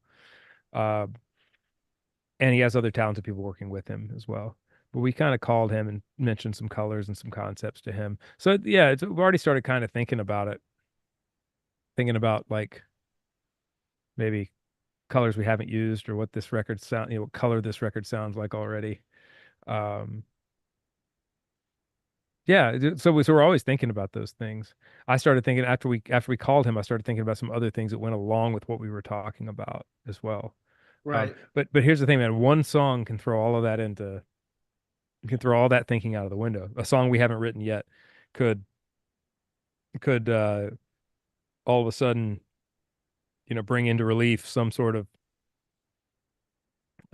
thing we hadn't thought about before for, for a record. I mean, I remember sitting in the live room at my old studio. I was sitting on top of a guitar cabinet, and Brent and I were sitting there talking, and I said, "Hey, man," I said, "I think I've got a." Uh, Somebody mentioned "Attention" being a really good album title, and I said, "What if we use just like a?" Because I love iconography. We've talked about that. I love just Yeah. like images that just very stark images, like the Planet Zero logo. Like I like that. But I remember just saying, "Hey, how about an exclamation point? Just that's all that's on the cover. It's just an exclamation point." And there is no words on the cover. It's just that. And what's interesting, man, is I hadn't thought about yellow. Actually, when I was mixing that record, I thought it should be like a green color, like a dark green, like almost army Hunter Green. fatigue, Yeah. army fatigue green or something with an exclamation point on it. Like it's like that's what I was thinking. And then we sent it over to Mark over to that idea, and he comes back with this yellow thing, and it was like, holy shit, that's yellow. I remember having that reaction of like, I never like yellow and this record to me don't go together. And now it couldn't be anything else. That's absolutely what Right. it is. So we're always thinking about that stuff, man. It's always some kind of. I've actually already started. I've got an album title idea that I haven't even mentioned to Brent yet, or to Zach or to Barry. That I'm like, and again, we're very early Right. in the process, so my idea could go right out the window. But just always kind of thinking about these things. I mean, Planet Zero was like the second we wrote that song, like I was like we kind of knew that that was what the album was going to be called. Like that song was written early on. That was like the fourth or fifth song, third or fourth song we wrote, maybe even earlier than that. Um, and I just kind of knew from that point on it was like such a cool concept and song title, and really went along with everything else we ultimately ended up writing about. That it was like that's what that is. Um, so yeah, it's Threat to Survival was one that Brent came up with that album title. It's a Um, wild cover too. yeah. So that's an actual photo. Like there were several photos this artist took of these those are um a taxidermist makes these snakes that that are around these eggs. And that's kind of what it is. And there were three or four of them, three or four different ones. We picked that one. And there were three or four different covers too, colors. There was blue and purple and a couple other things but we went with the red for that one. So, Uh, ta-da! Josh Pierce just asked, "Is there any update on your solo work?" It still exists. It's still out there. I appreciate you asking. Yeah, it's happening. I mean, like I'm honestly like every day working on getting it out. The artwork is finished. The artwork for the album cover, and um it's it'll be out soon. It'll be out before the Shinedown record, I promise you that. So, it's literally just we talked a little bit about it last week. Literally coming up with the logistically how to put it out is it better served on a record label, or is it better served with me trying to do it independently, and that sort of thing. That's kind of where we're at with it at this point. But it is literally at a point where if I make, yeah, I have like three decisions to make, major decisions to make, but I make those three major decisions, and then we roll into working on it. And um I got to get some visuals done, some you know it's a weird thing to try to make a music video for something like this, because it's based around an animated thing, yet people don't understand how expensive animation is. So 1 minute of animation is about $50,000 for 1 minute of animation, like traditional animation, like Correct. like making something original. Um, so for 3 minute song, that's $150,000, and so I'm not gonna swing that. I'm not gonna, and it would take another year, 6 months to make that probably. Right. So it's weird thinking about how to make a music video. When I was at one point, I was gonna make a video for every song. When I had that, I knew video concepts. I knew what to do. But I feel like if I just take a random video concept that I had for whatever the single ends up being, and just kind of throwing that in there, it's going to confuse people. Right. Because I kind of had a way to make it happen. I've still got some ideas about it. And then I also have to make assets. I got to make, people don't understand like lyric videos and like, you know, uh, teaser videos and stuff like that. Stuff is time consuming, and Yeah, yeah. it takes forever. So um Will this be like MP3 only, CD, vinyl, cassette, I am laser I'm disc? I'm going to do CDs and vinyl for sure. Um and there'll be an initial vinyl release. I think we're going to do three colors, um three vinyl colors, and then depending on how well it sells, if it does well enough and people are interested enough in it, then we'll do some variant covers as well. Yeah, I Some love it. like, yeah, some different colors, like four different variant covers and that kind of thing. We've talked about maybe doing some action figures with them, possibly. Yeah, it's great. So, um, yeah, man, it'll be it's been yeah, it'll be good. The It's been an uh interesting journey. the uh the comic book I just did, the physical copy is all sold out. And so like I'm super obviously excited, but like talking to the comic book guy, he goes, so now we can do variant covers and stuff. We could like I was like I kind of didn't like it throw me back, but I was kind of like now I'm like a kid again. Where like I remember the first time I had this one version of a comic book, but because the run sold out, now the second run of the same comic had a different cover and like all this cool stuff that comes with like the art with behind the art is like it's super fascinating to me. Like even vinyl, where like cassettes or when movies would sell out and you do like a second run or second pressing or a limited release cover because it's the 25th anniversary or some shit like that. Yeah, I just love that not only is the art cool, but like the art with the art makes it. yeah. Let's say I'm gonna all your I have every one of your Shinedown vinyls.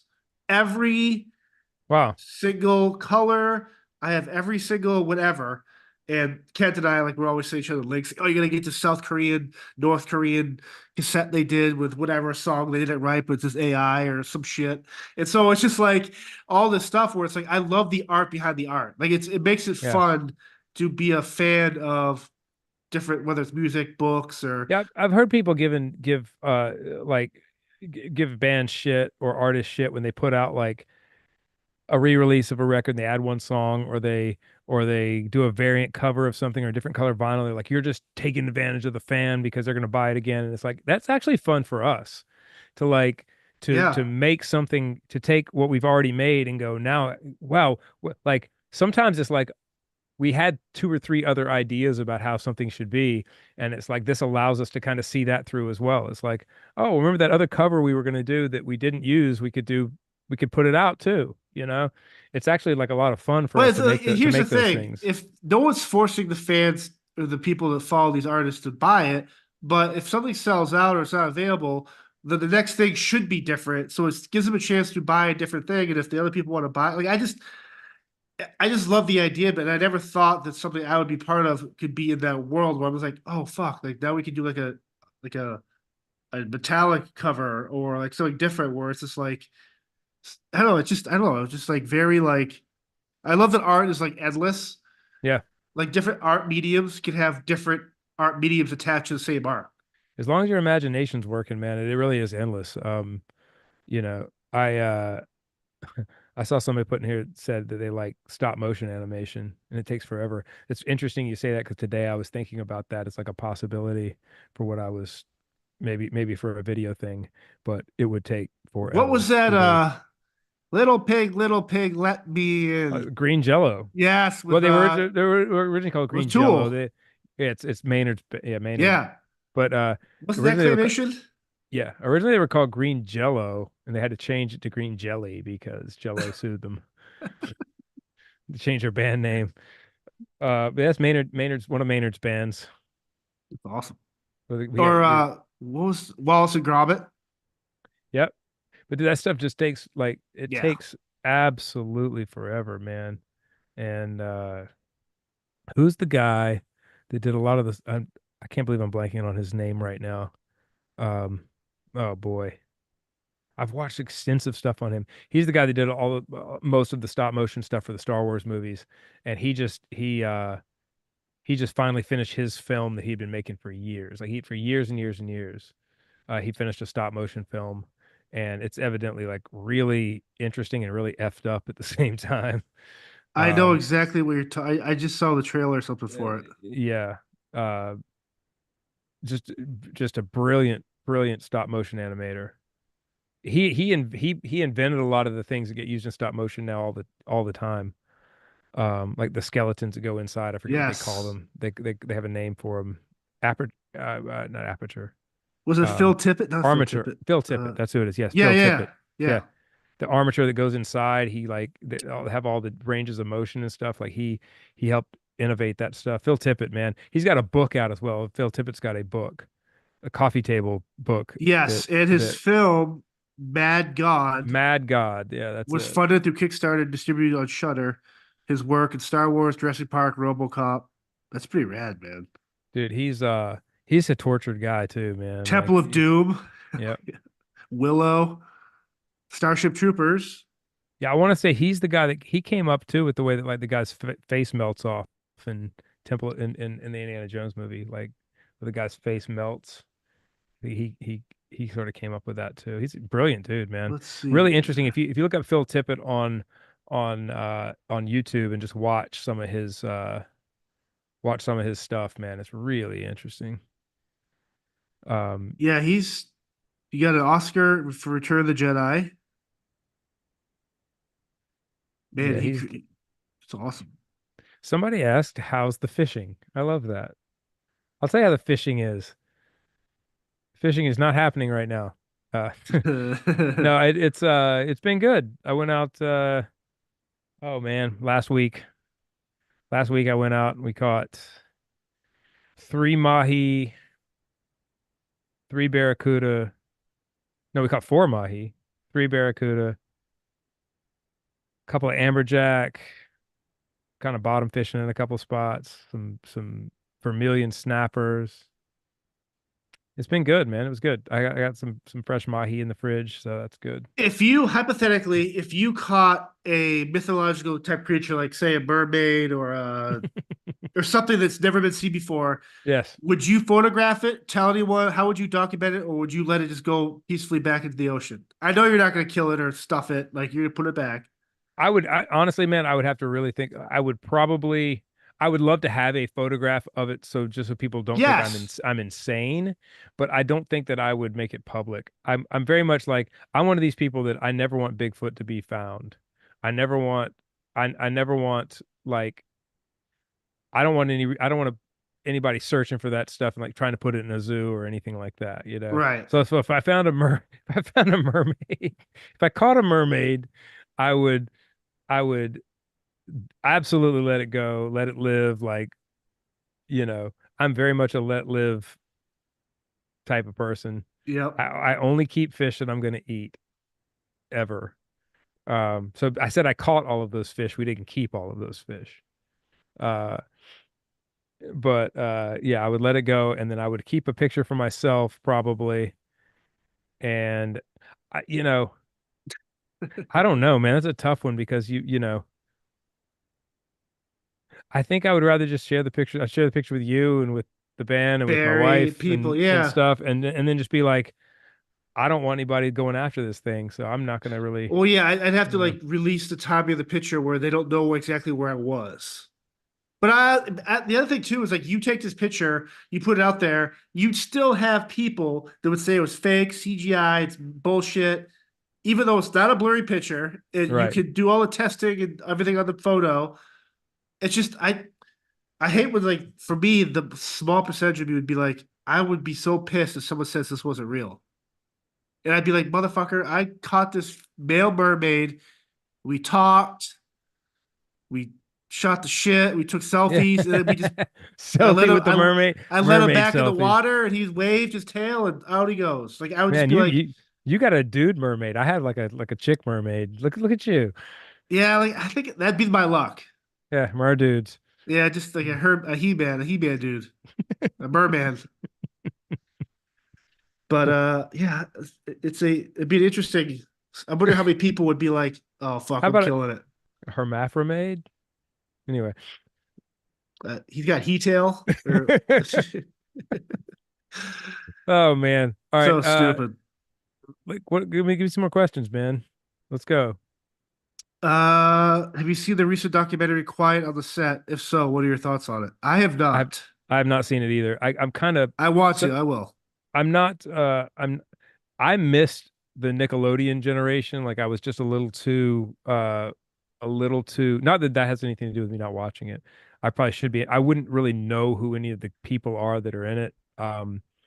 Like my Nickelodeon was like this. I was early Nickelodeon, like early. Like there were only three shows on Nickelodeon when I was a kid. There was Pinwheel, which was like a kid's show that lasted like 3 hours, 2 or 3 hours. There was You Can't Do That on Television, which was a Canadian show, which is where the sliming came from. Was on that show they would slime people. Yes. And Alanis Morissette was on that show back in the day. And then there was this weird show with a mannequin that came to life. And that was it. Oh, Fraggle Rock, I think came Fraggle on. Rock. Fraggle Rock Yeah. was on Nickelodeon. That was it. That was what Nick because I mean, I literally grew up with had a black and white television, then color television, then cable came about and there were like four channels on cable. And my grandmother had all the extra channels. We could watch MTV and Nickelodeon at my grandmother's house. So, If you um, were Lance Morissette and I walked up to you and like this is current times, and I would you be offended or would you laugh and be like, "Oh fuck, the true fan"? If I walked up to you and was like, "Hey, Lance," not even over no name, but like, "Hey, you look so familiar. Were you in a TV show back in the day where you got covered in slime?" oh, Don't even I don't don't think she even would be. acknowledge the music. Yeah, yeah. Excuse me. You look just like this girl who was on You Can't Yes. Do That on television. I should do that. So I've got a friend, a very good friend who is friends with her and her and her husband, and we've talked about going out to dinner and stuff. So I might have I might have that opportunity soon to go. Remember, You look just like this person who was on You Can't Do yeah, That on television. right. What do you do for work? Like, did you make it big?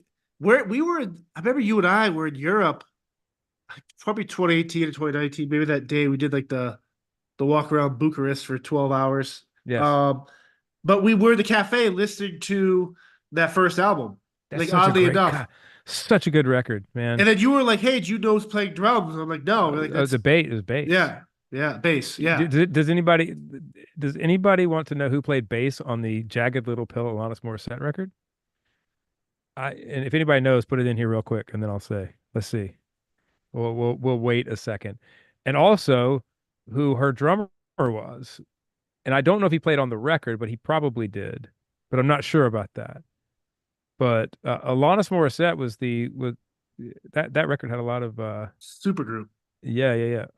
Okay, nobody's so Flea played bass on that record. Oh, And once someone you got hear it. Someone oh, got it. John there you go. Davis. Yeah, John Hey, Davis got. So once you hear it, you can't unhear it. Like now when you listen to Jagged Little Pill and you listen to the bass playing, you're like, oh, that's Flea for sure. And her drummer was Taylor Hawking. And that's how he met Dave Grohl was I guess the Foo Fighters were touring with Alanis Morissette so back in the day. to kind of bring this full circle, you mentioned like when you hear an album the first time, you're like, who cares? Growing up, that wasn't my genre of music. But as an adult through college and now, I go back and listen to those albums all the time. Like, man, there's banger after fucking banger on those first albums. dude. Well, yeah, you know, It's it profound. it's so good, man. Another one is Throwing Copper. Oh, Uh live. Live Throwing Oh Copper yeah. is such a good record, man. Just like, Shit Town is such that whole album's amazing. yeah. Uh That era, man, that oh, early mid 90s, man, just had so many mid I guess Bush late 90s, yeah. Glycerin Fuck, or man, Bush Come Down. Yeah. so much good stuff. Yeah. Um, and the thing about, and I'm a recording geek, right? But there was the one thing I loved about those records is there was so much personality on every record because there weren't you weren't replacing drum sounds. You know, like nowadays on records, everybody had these ungodly, like over the top drum sounds that you can't get out of an actual drum kit. I listened to uh uh it's not is it Make Yourself, the Incubus record. It wasn't Make Yourself. What was the one that had the orange, not the orange cover, but it was the one after Science, the one that had uh Privilege on it, and I guess it's Make Yourself. Maybe it is. But anyway, that record always sounded so unique to me because the drums sound unique and the bass and the guitar sound unique. Uh, Something you don't get on newer records anymore. You know, and Right. I love records from that era. That's one thing that I like about Turnstile is the Turnstile records sound like something that could have been made in the late 90s, early 2000s, but more like late 90s. And I just look, it's very unique sound. The guitar tones on Turnstile records Yeah. are very much of that time period, and I really dig it a lot. It's very much a fingerprint. So aside from the songs being great in that era of stuff, the production for me was really good and interesting. Production was more interesting back then. You know, it's now it's too easy to everyone, all the records sound the same now. And I Yeah. mean every era has, let me say, every era has, the music industry will be like, I like the way that sounds. Get me five more of those, you know, and they go out and they try to find bands and artists that sound like other artists, and that's always happened. But I'm just talking about on the production end of things. There was more of a fingerprint of the band. Like, you know, the Black Crowes, Pearl Jam, Rage Against the Machine, and STP all had records produced by Brendan O'Brien. Same producer, but we were in an era where you were capturing the band more than you were capturing the perfect instrument sound, Correct. you know? And so all those, like, you listen to Shake Your Moneymaker, and then you listen to by the Black Crowes, and then you listen to The Battle of Los Angeles by Rage, both done by Brendan O'Brien, or STP's Number Four, or STP Core or Purple or whatever, or Pearl Jam's 10, you know. I think Brendan O'Brien did 10.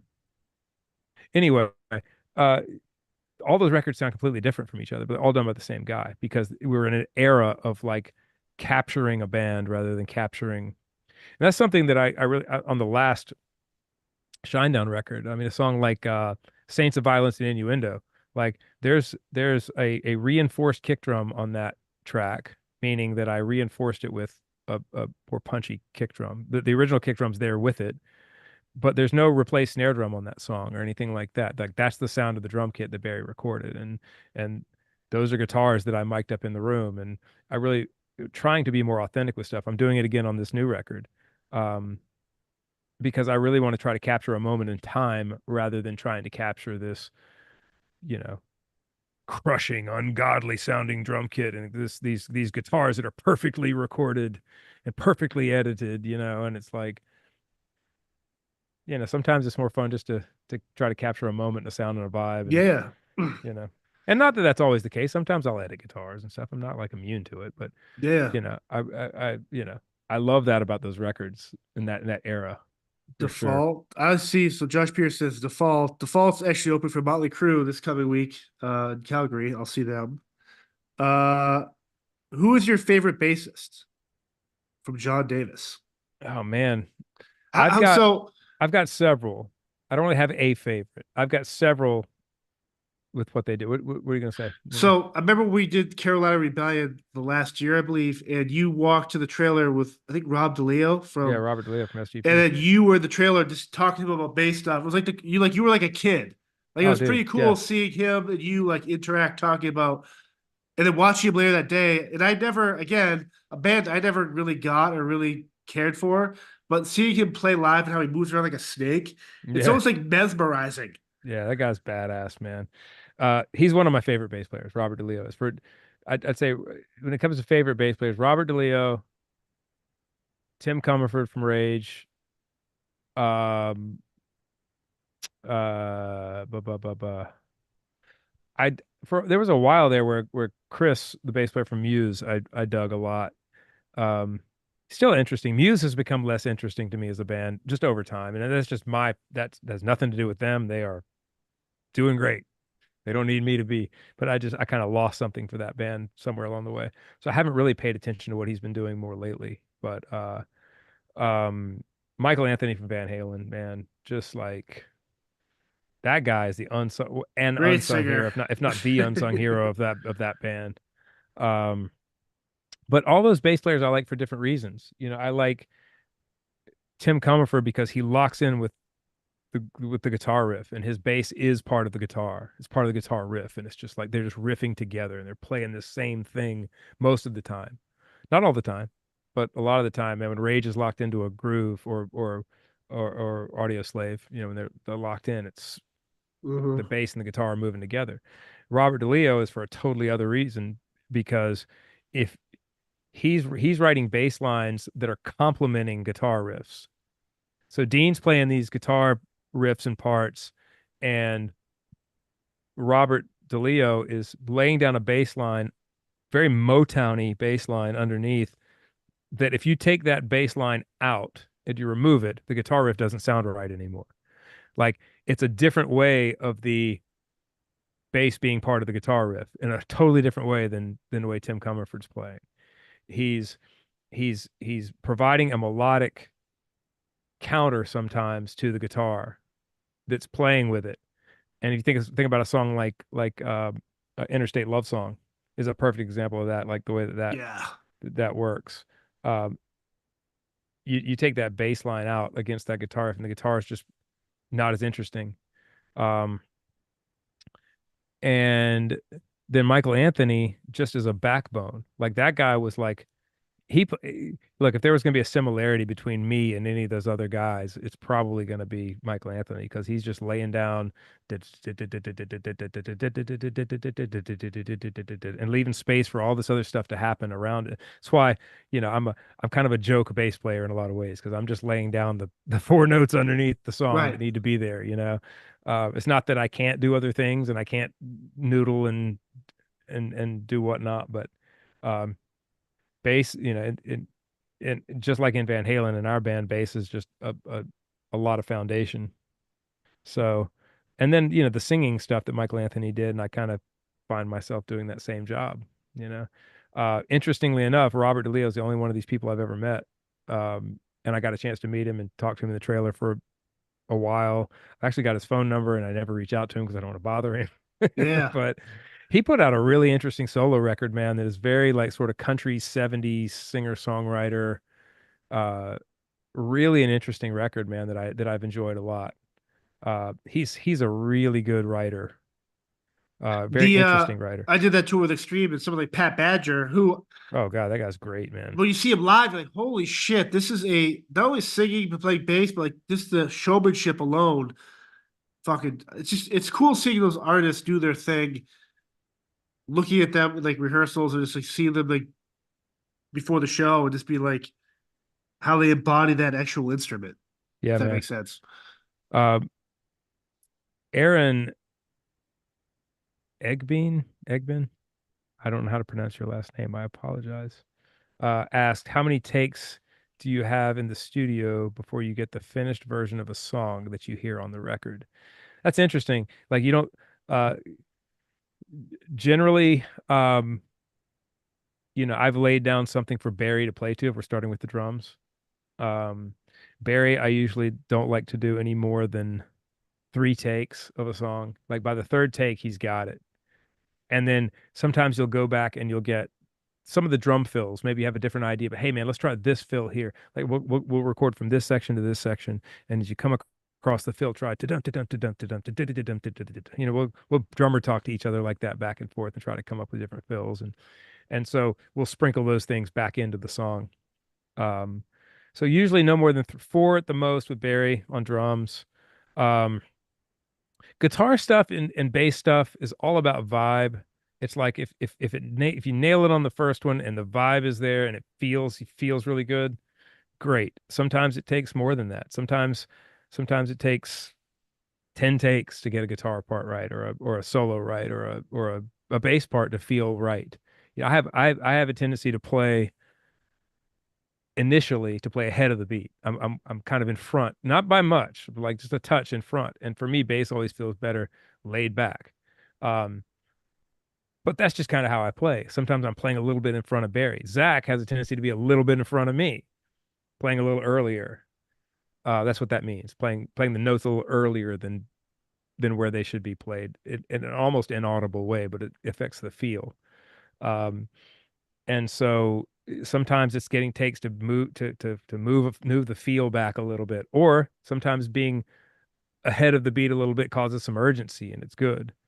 You just go with whatever feels right. When it comes to vocals, we'll go until we got it, because a lot of the vocals that you hear on Shinedown records are the vocals that we record the day we record the demo, like when we write the song. We don't go back and re-record vocals a lot because we capture something the first time it's recorded. Sometimes we'll go back and redo. We just went back and redid a couple of songs that we've had from because we felt like we could get a better vocal performance.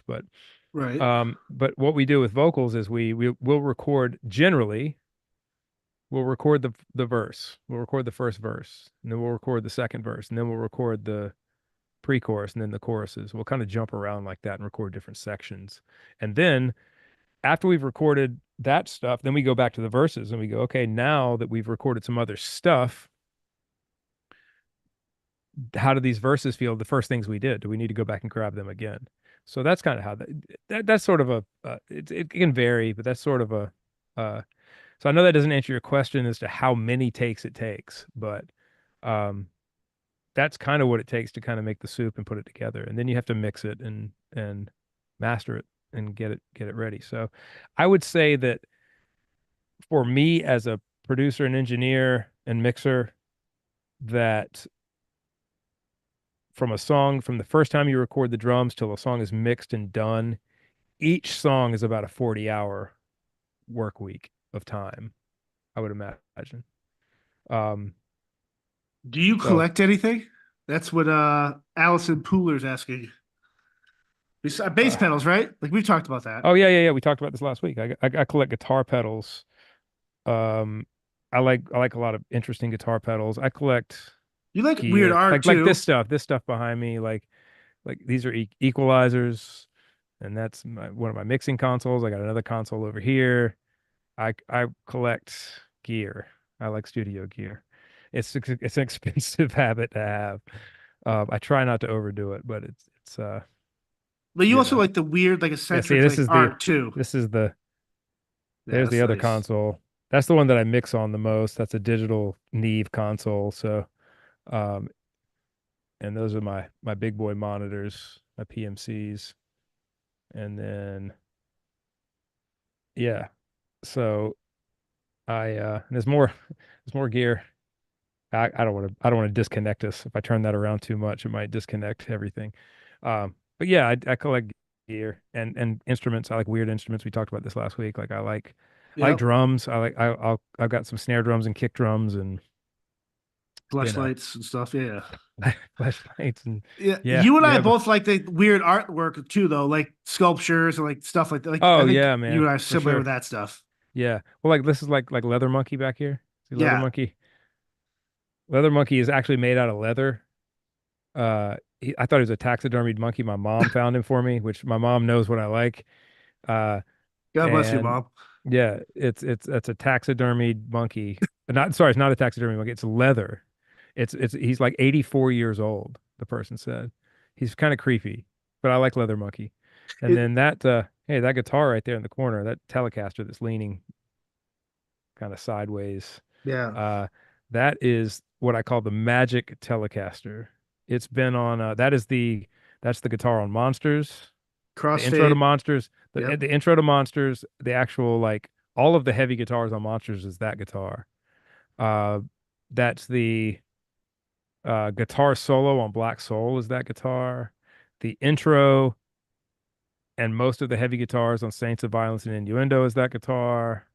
Uh, man, a lot of song like that song's on just about every Shinedown song. But like those are kind of some of the features that it's on. Uh, it's a uh, it's a 1978 Telecaster and a cherry sunburst, which is a odd color for that guitar and ear. And it weighs a ton, man. It weighs a lot, but it just Well, does this. It has this particular sound, man, that I've never heard another. I've never been able to get it out of another guitar, or especially another Telecaster. So nerdery, but how about that lava lamp? Is that a heirloom? What is that? dude. That lava lamp has been the first recording studio I ever had. That lava lamp was in it, God, they don't make and stuff that good anymore. I've still got it. That's my OG. That's why it's here. That's my OG lava lamp. It's been in every studio I've ever had. If And they there said was something from behind you now or something in your room that's not music related that you could bring and put with you on stage, subliminally hide it somewhere up there near you on stage, what would that item be? like ask that a question again because I was So reading say something. So so say you not gear related, not music related, but something in your recording office, your studio, where you if you could bring it on the road with you and put it on stage, where people when they found it would be like, why the hell's that up there? What would that item be and why? Bah. Like if I saw a I've lava got lamp in front of like your bass pedals and stuff, I'd be like, this is so interesting. I've got a couple of things, a couple of new additions to the studio. I'm gonna get all sentimental because I'm a sentimental idiot. But um, I've got in my studio hanging up on the walls now out in the live room that way, just to show you where the live room is. You go this way, and that's the room where the drums are recorded and everything in there, right? So in the live room in there, I've got on hanging above one of the doors is the are the antlers from the first deer that my grandfather ever killed in 1946 when he just came back from World War II. That was hung up in my grandmother's house above the fireplace That's awesome. since I was born. And when we that was one of the first things sorry, one of the last things that came out of the house. We took those down last, and I got them, and so I hung them up above the door. And then hanging just on the other side of this door right here is the pencil sharpener from my grandmother's class. She taught first grade for, third grade for 30 years. And that was the pencil sharpener from her classroom when she retired. She took it with her, and it hung up in her house in the garage. And now I've got it, and it hangs up in the That's studio, awesome. and it still works. It's like we sharpen pencils when we're writing and stuff with it. So those things, man, I'd take with me. And people are like, why do you have a pencil sharpener and some deer antlers, you know, hanging up on your rig? That'd be kind of weird. But those are the things I'd probably take. I've got a lot of other stuff. I got the party bear, Mike the bear. We call him Mike the bear. We call him Barryoki bear. So I'll have to show pictures of this at some point. But I mean, some people might have seen some pictures online. They're probably around. But I told Barry when we were making attention, I was like, I'd love to have a stuffed bear like breaking through the wall, drinking a beer, you know. And so Hoogie and Barry took it upon themselves to have a bear. It was a bear that had been hit by a car, so it wasn't killed. They took it to a taxidermy friend of theirs. Oh, sorry, that's not what happened. The taxidermist had someone brought the bear in. The bear had been Yeah, hit by a car. ran over a bear with a car. Barry Not needs on this. black bear. Yeah, And they had it stuff for me. Drink. He's holding a Newcastle, which is the beer that my favorite beer. classy beer. And he's like this coming through the wall, right?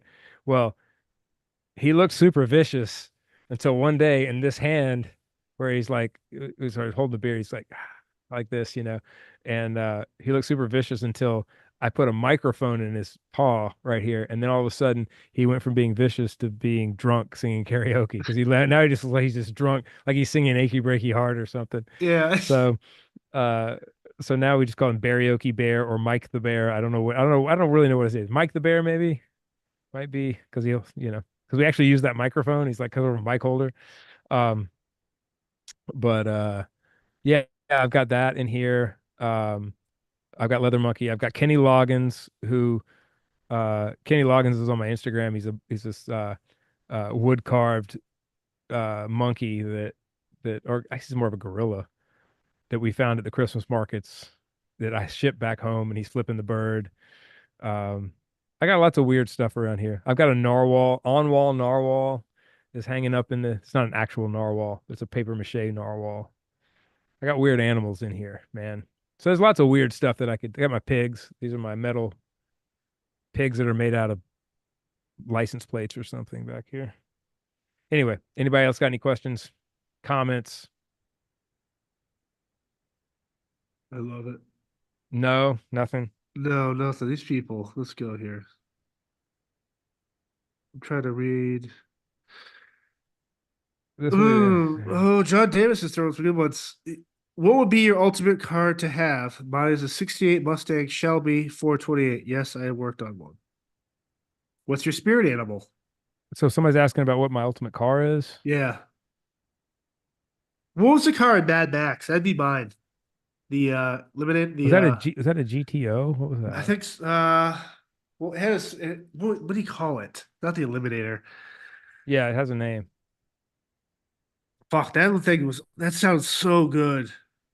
Um, I shit, man. All the, Mad Max car. The I've pursuit got vehicle, pursuit special. I've got a couple It of was a cars that are my dream 73 cars. So, Ford XB Falcon. hmm, The Interceptor. there we go. Damn. Uh, and that engine that's on the top of it is not actually the operational engine on that car. I watched something on it one time. Oh, really? Yeah, it's like this mechanical thing where it makes Yeah.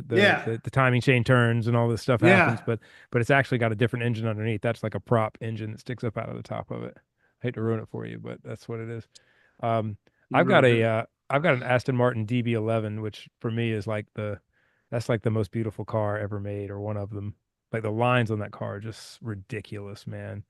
I don't ever post pictures of my stuff like that, but uh, it's super beautiful, and I love that car. And then I built a 66 Ford F100, rebuilt it myself, and then tore it apart, and have been in the process of rebuilding it again, putting a different front end clip on it, and I've got a Ford 460 in it that I bored out, uh, and cleaned up and honed, and I put all aluminum heads and intakes and everything on, and but it's just sort of in a state of half built right now, not even half, well, a quarter built right now. So I got to get that thing running again because I love driving that truck, man. It's so much fun. It's got a lot of horsepower for not a lot of weight. So you actually um, you have to watch out for rust, but you kind of box the frame in and fill the frame with lead, like lead shot or lead pellets or whatever. You want to just weigh it down in the back because it's got so much horsepower with that 460 and not a lot of weight in the back that it just spins tires. I mean, it's kind of hard to keep the back end down. So you have to weight down the back end, but I'll uh I'll get it rebuilt at some point whenever I have time. Yeah. Who knows? Who knows when that'll be? All right, let's do one last question here. What is your spirit animal? Hmm. Hmm. Definitely. Isn't there a way to find out what your spirit animal is? Isn't there like a way that like There's a test or something. comes to you in a dream or something or uh yeah, man, I don't know. I don't know what my spirit animal is. I think there's a way to actually find out what your spirit animal is. There's like a proper way to know what your spirit animal is. Um, I mean, man, I don't know. That's a tough one. What would you say yours is? Like, what if you had to, like just what is your spirit animal? Like, if you have 5 seconds to think of it, what is I it? mean, I would probably say like a timber wolf or like like a very like a regal, very but not like a feline type apex predator, like the like a wolf, Yeah. I think. Yeah. I guess I would But have to, I guess if I was just thinking about it, like if I had 5 seconds, I'd say like a deer, like a stag, like a, there's something regal to that, right? Like maybe I'm a just thinking about Bambi's dad or something, and that's why I think spirit animal. But there's a way to actually like, a way that they figure out what your spirit animal is, or like I don't know who they are. we're both koala bears. We're like, God, Yeah, fuck. man. Well, they're pretty mean, man. Koalas are pretty like they'll eat your face. Yeah, oh no, for sure. Like they don't. There's not much in Australia that won't eat your face. Yeah. Man, dude, I'll never forget the first time we ever went to Australia. The first night we went out, the first time we were ever in Australia. Barry and I, we found it was somewhere in Sydney. We found a Trappist beer bar. So all they served was Trappist beers, and we were drinking pretty heavily at the time, just in general. Um, and we were pretty hammered, and we were stumbling out of that bar, and something. Like I had to take like 3 takes. I was like, something flew at like just above the street lights, all the way down the street. And I'm like, what in the fuck is that? And it was like, I didn't know, I hadn't really prepared myself for Australian wildlife at that point, Yeah, only to find out that those giant fruit bats are everywhere and they're out at night. And I didn't know that, man. But that was the weirdest thing. Like it was just creepy, man. It was like not something I expected to see. yeah, And it like was Batman. huge. It was Yeah, huge. Yeah, and I know it didn't, but it seemed like it stretched out across the whole road, and it was like a pterodactyl. So this maybe was that's actually our longest episode. We're over 2 hours. interesting. I'm sorry we didn't answer more questions. I told we did this so we could answer people's questions, and then surprise, I just ran my mouth for Well, however I long. think we could. I think people could submit questions too next time. We could go through that list too. At least like people get to answer them.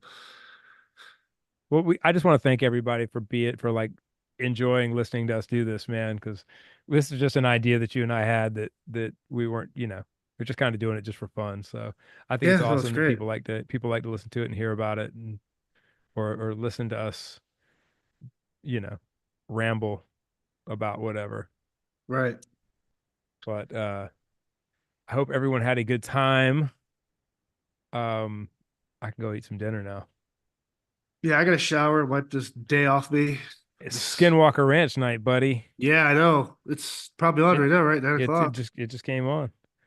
It's heating up. Yeah, I It's know. It's interesting. good. I'm curious because Thomas said like this last half of the season going into next, it gets like into some really cool shit. Yeah, I need to hit him up anyway, just see how he's doing. Yeah, What a cool guy, man. yeah. What a job. Right? I'm a ranch hand slash uh, Superintendent of the superintendent of Skinwalker demon Ranch portal. slash yeah slash evidently I'm the only thing standing between the earth and the underworld. So Right, right, right. Awesome. all right, thanks everybody. Later. Booyah.